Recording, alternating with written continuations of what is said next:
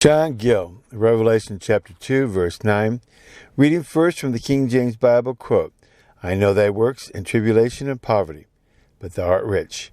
And I know the blasphemy of them which say they are Jews, and are not, but are the synagogue of Satan, unquote. Gill, quote, I know thy works, good works as before in Revelation 2:2, and tribulation, that is Christ's legacy to his people, and which lies in their way to heaven, and never was the way of any to heaven more strewed with it than was the way of the saints in this period.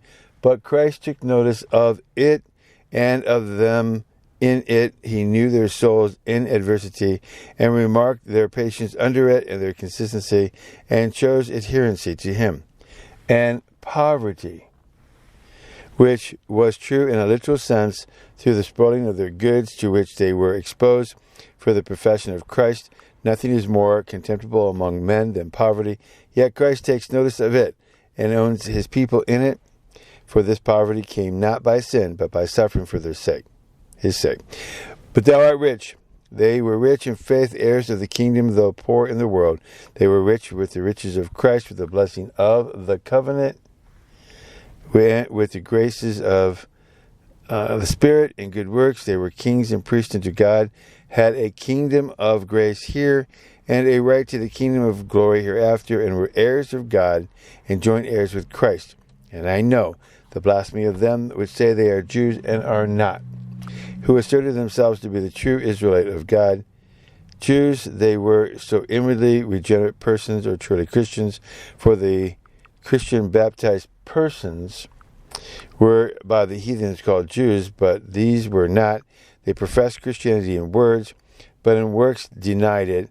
They were men of bad principles and practices, in both blaspheming the ways and doctrines of Christ themselves, and caused them to be blasphemed by others also. They were false Christians, nominal professors, and shunned persecutions for the gospel, who were not what they would be thought to be. These were the broachers of heresies in this period of time, in which there was a multitude of them, and which chiefly respected the doctrine of the Trinity and the person of Christ, and they were introducers of pagan and Jewish rites into the church.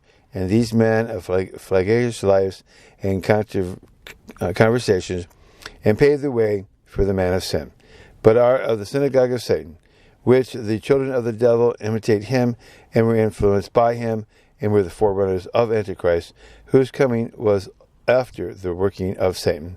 Unquote. End of John Gill's exposition of the entire Bible, verse by verse, Revelations chapter 2, verse 9.